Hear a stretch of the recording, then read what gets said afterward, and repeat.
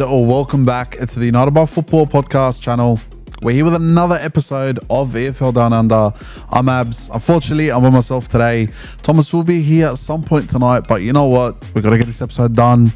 EFL Down Under, it's been a big weekend. But before we do get started, a massive shout out to LAC Athleisure. Don't forget to use UBF15 for all your LAC Athleisure purchases.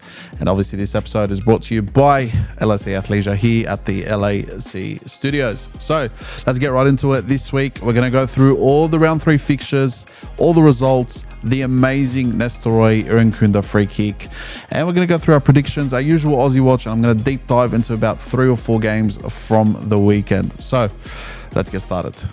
First game, Derby County 1, Bristol City 1. Obviously, Derby looked to steady the ship after conceding late. It could have been, that game could have gone either way, to be honest with you. Hull City 3, Blackburn Rovers 1, Charlton Athletic 0, Leicester City 2, Wrexham 2, Sheffield Wednesday 2, West Brom Albion 1, Portsmouth 1.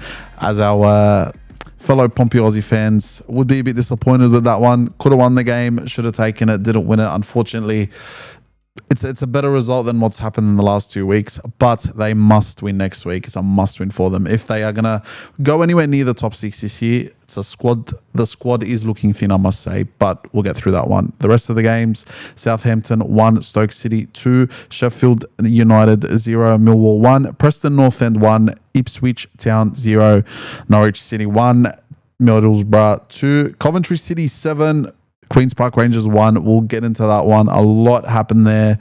Birmingham City 1, Oxford United 0, and Swansea drew with Watford. What a goal that was by Nestoroy. Our boy, our young Aussie, headed over there. We'll talk about him in a second. Round highlight has to be that 7-1 win from Coventry. Frank Lampard's men absolutely made waste of their opponents. We'll get into that one, but that was amazing to see, especially with Coventry. They've now scored 12 goals across the 3 games. The best attacking side in the competition by far so far. And you know what? Given they've scored 5 in the past 2, you can say that they've been in good form. So, first game, 7, Coventry 1, Queen's Park Rangers. Coventry blew QPR out of the park inside half an hour. They were up 7-0 before the consolation goal went in, and Frank Lampard will definitely be happy with that. Haji Wright, Brandon Thomas Asante, and Jack Rodoni were on the score sheet. I'll tell you this, especially Haji Wright. Haji Wright looked amazing last week, and he just let loose this week.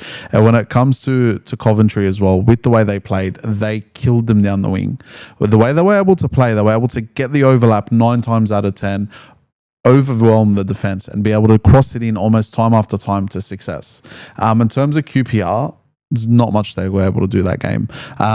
They'll be disappointed with the result, more than disappointed. And I think to start the season off how they've started, and we'll just check it really quickly now, I think they are sitting towards the bottom, and it's the last place they want to be. Shout out to FootMob for all the stats. QPR currently sitting in 3rd last. 1 draw, 2 losses from the first 3 games. Much less, than what they expected. They lost, I believe it was 2-1 to Watford last week, and then drew the opening week with Preston North End. From a former Premier League side, they'll be disappointed in themselves, and they're a long way away from promotion, but to be where they are now, considering some of the teams in the competition, they'll look elsewhere. In terms of the rest of that game, to be honest, it was a tough one to watch from QPR range, but the way, like we said, Coventry City played was just beautiful. They had no answers, and their backline was ripped to shreds almost every single time they attacked. On the other side as well, when it comes to standouts, I have to give it to Victor Torp. Without a doubt, that goal that he scored was absolutely amazing. I will say that. I think the way he was able to curl it, go over the top, and hit the back of the net was a true testament to his box-to-box ability. He was in the defense and the attack throughout the whole game. And I'll tell you what, I'm very excited to see what comes out of him. Jack Rodoni, I can't lie, had a brace, but my man of the match and my LAC Athleisure Player of the Week this week has to go to Victor Torp. If you watch that goal back, that's Kevin De Bruyne-esque at its best, and he was running that midfield like the general that he is. On to game number 2, Birmingham City 1, Oxford 0. A scrappy game defined by one moment of class. That was Ju Howe's 40th minute strike, an amazing strike from the attacker. Look, they're growing. Oxford United obviously still struggling, but Birmingham did sit deep. They absorbed a lot of pressure and they saw out the game, whereas Oxford failed to, let's just be honest, take advantage of the possession that they had. Standouts for that game, Juho definitely, as well as Sanderson. The one that caught my eye though was Middlesbrough 2, Norwich City 1. Middlesbrough were ruthless. They were absolutely ruthless, and Norwich had the chances to ice that game over and over and over again. And I'll be completely honest with you, it's disappointing to see from a Norwich side because they have the players. They have the players to be able to take advantage of this championship. And we laugh about them. They're a yo-yo team. But their inability at the moment to take advantage of having that experience, that Premier League experience, is going to cost them. And credit to Middlesbrough. Finn Azaz as well smashed home the winner in the second half. And wow, it was beautiful to watch. I think they're coming into their own. I think Middlesbrough could potentially be a side that comes back up into the EPL. But Norwich City on the other side, disappointing. Carrick will be happy with his side's performance. A lot of maturity. And one thing I've been hampering on about in the last few weeks, without a doubt, has to be the maturity of some sides to manage a game when they go down. I think their inability, or even more their ability, Middlesbrough's ability to do that this week got them the 3 points.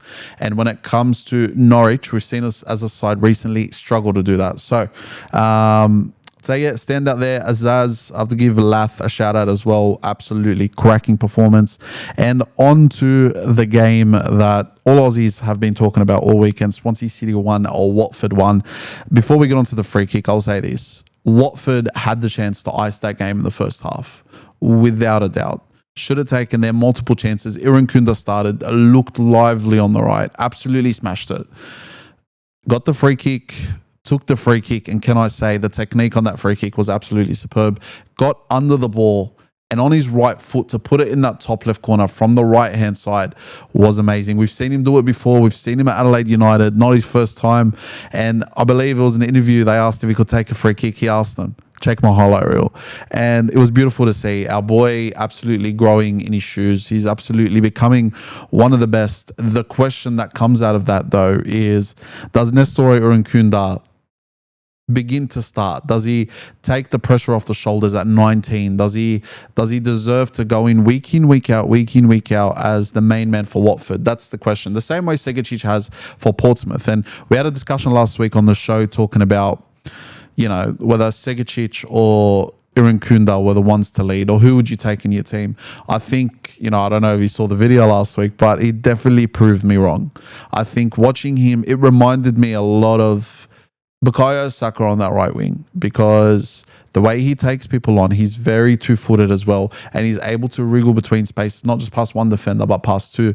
It's very reminiscent of a young Bukayo Saka. And if he continues that form, he's very much in that conversation for Young Player of the Year. Very, very much. And I just want to talk about Watford. They really should have iced it. They really should have iced it in that first half. I had about 3 chances they should have put into the back of the net. And the fact that they didn't, they'd be disappointed with. And I could say the same about Swansea. Swansea in that second half came back and piled on a whole heap of pressure. A lot of pressure. And when it comes to closing out a game, when it comes to not being able to finish off your chances, I think both sides will come out of that thinking like that. Swansea hit back immediately right after that free kick. Jerry Yates equalised there. And look, like I said, they dominated possession. The other Aussie on the other side, Cameron Burgess, let's be honest with ourselves, he was really, really good this week. But as much as I wanted to gift Irankunda the Lightweight Athletic, the LAC Athleisure Player of the Week, I think it does come down to... Oh, wait, mate. Say hello to the camera. What are we talking, EFL? EFL Championship, mate. Bro, you probably shut it. Look, when it comes to the LAC Athleisure Player of the Week, it definitely does...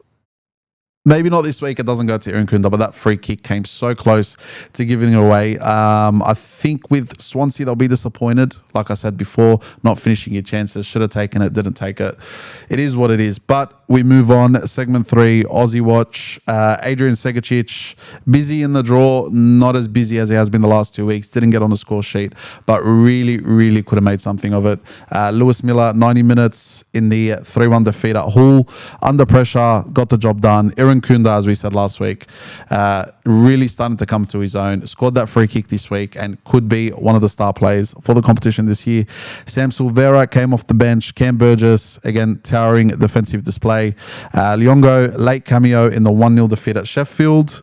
Waddingham and Matthews did not see much minutes, if none at all this week. So it'll be interesting to see if Matthews does get any minutes this season, coming back from a serious injury. So that will be a talking point later in the season if Portsmouth continue this shattering defensive form. And the last one, the round 4 predictions for this round: Coventry, Charlton Athletic. I'm going to go 1-1. Stoke City versus Preston. Stoke City 4-1. Wrexham versus Norwich City. You know what? Wrexham are going to pick up the win this week. I think they'll go a 1-0 victory. Middlesbrough versus West Brom. Give me Middlesbrough 3-2. Millwall versus Derby 0-0. Watford versus Hull 4-0 Watford, and Aaron Kunda is going to score 2 goals. Oxford United versus Southampton. I think the Saints will bounce back. I think they'll win 1-0. Leicester City versus Swansea. 5-0 Leicester. I'm going to go for a big one. There. Portsmouth versus Birmingham City. Segacic to score a double in a 3-0 win. Blackburn versus Charlton Athletic. 1-1. QPR versus West Brom. West Brom should win that, I think, 3-1. And have I missed any games? Don't think so. Ipswich Town versus Sheffield. That's going to end in a 2-2 draw.